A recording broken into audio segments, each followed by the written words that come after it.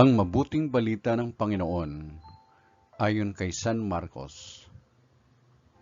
Papuri sa iyo, Panginoon. Noong panahong iyon, nagtungo si Jesus sa lupain ng Tiro at tumuloy sa isang bahay doon. Ayos sana niyang malaman nino man na naroon siya, subalit hindi gayon ang nangyari.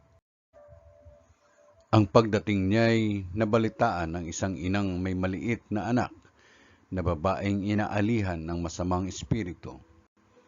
Pumunta siya agad kay Jesus at nagpatira pa sa kanyang harapan. Ang babaeng ito'y hintil, tubo sa Syrophonica.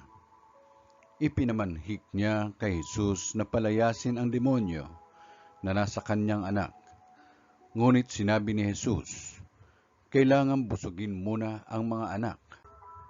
Hindi dapat kunin ang pagkain ng mga anak upang ihagis sa tuta. Tunay nga po, Panginoon, tugon ng babae.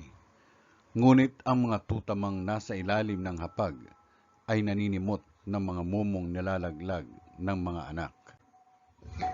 Kaya't sinabi sa kanya ni Jesus, dahil sa sinabi mo, maaari ka nang umuwi. Iniwan na ng demonyo ang iyong anak.